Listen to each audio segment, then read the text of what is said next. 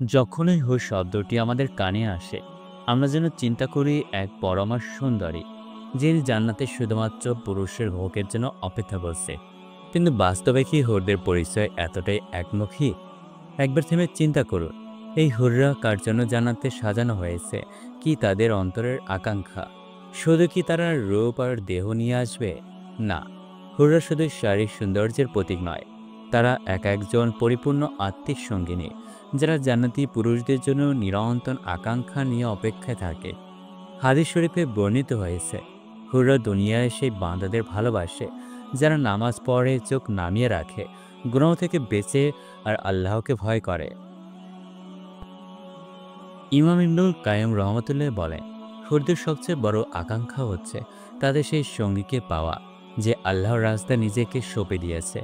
ভাবুন তো, একজন হুর জান্নাতে বসে আপনার নাম নিচ্ছে, প্রতিদিন আপনার জন্য দোয়া করছে, যেন আপনি গুনাহমুক্ত জীবনযাপন করেন, যেন আপনি জান্নাতে প্রবেশ করেন। তারা শুধু দেহ নয়, হৃদয়ের সঙ্গ দিতে প্রস্তুত। তারা গায়িকা বা দুনিয়ার গ্ল্যামার্স নারীদের মতো নয়। তারা লাজুক, শান্ত, পবিত্র, দয়ালু। তারা এমনভাবে তৈরি যেন আপনি জান্নাতে প্রবেশ করলেই তাদের চেহারা দেখেই সব দুনিয়ার কষ্ট ভুলে যাবেন।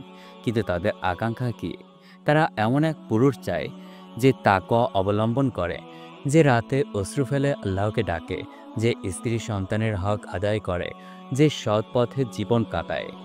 তারা চায় এমন একজন যে আল্লাহর সন্তুষ্টিকে দুনিয়ার সব লোভের ওপর রাখে।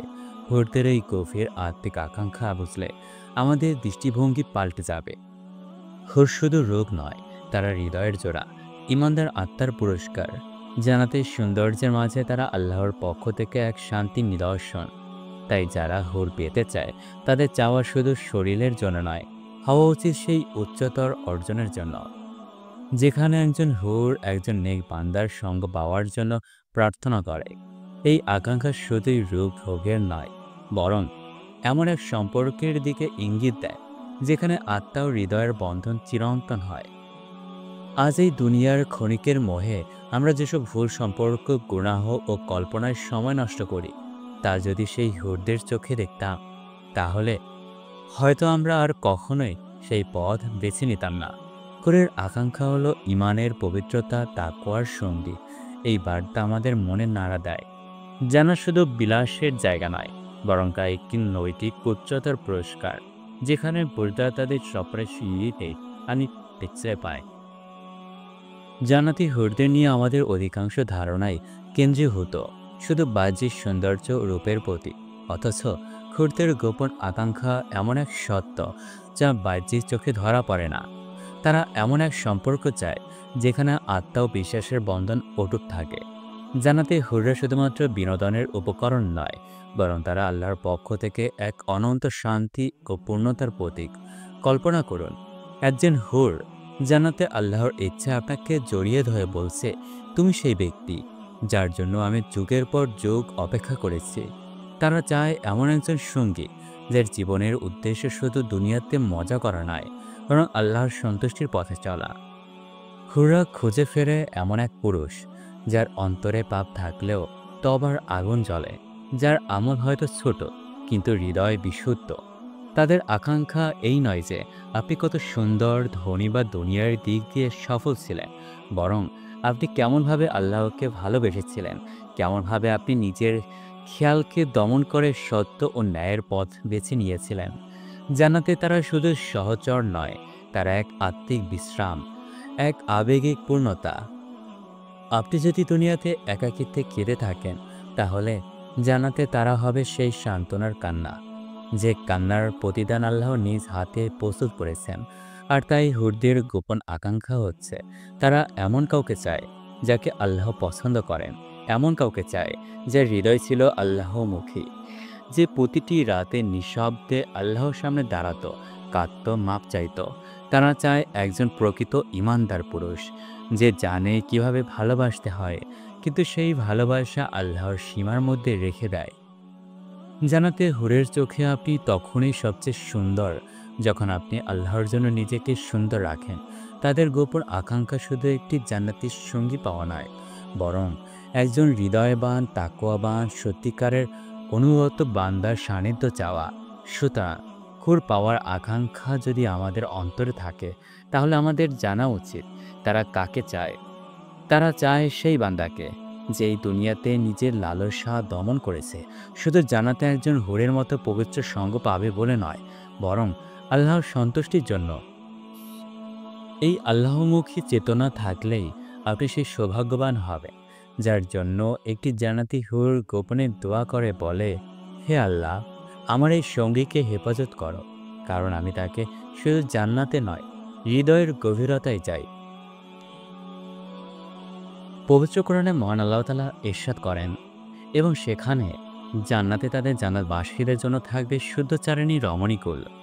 সেখানে তারা অনন্তকাল অবস্থান করবে। জান্নাতে পবিত্র ও পরিচ্ছন্ন স্ত্রী লাভের মর্মার্থ হল তারা হবে যাবতীয় পার্থিব, বাহ্যিক ও গঠনগত ত্রুটি বিচ্যুতি এবং চরিত্রগত কুলসতা থেকে সম্পূর্ণ পবিত্র ও মুক্ত। অনুরূপ মলমূত্র, রক্তস্রাব, প্রস্রাব, পায়খানা সবকিছু থেকে ঊর্ধ্বে হবে। জান্নাতি হুরদের বৈশিষ্ট্য হবে এ যে তারা হবে আরামময়, যে স্বামীর সাথে মন আল্লাহ তাদের দাম্পত্য সম্পর্ক স্থাপন করে দেবেন। তারা তাদের ছাড়া অপর কোনো পরপুরুষের দিকে দৃষ্টিপাত করবে না। আল্লামা ইবনে জাওজি রহমতুল্লাহ বর্ণনা করেন, তারা তাদের স্বামীদের বলবে, আমার পালনকর্তার ইজ্জতের কসম, জান্নাতে তোমার চেয়ে উত্তম ও সুশ্রী পুরুষ আমার দৃষ্টিগোচর হয় না। যে আল্লাহ আমাকে তোমার স্ত্রী ও তোমাকে আমার স্বামী করেছেন, সমস্ত প্রশংসা তারই।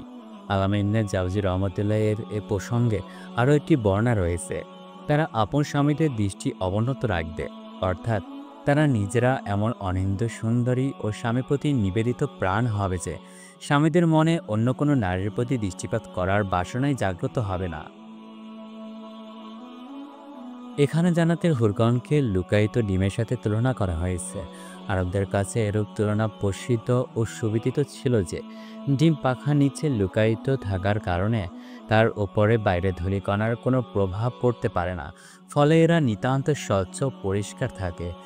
এছাড়া এর রং সাদা হলুদভাবে হয়ে থাকে, যা আরবদের কাছে রমণীর সবচেয়ে আকর্ষণীয় রং হিসেবে বিবেচিত।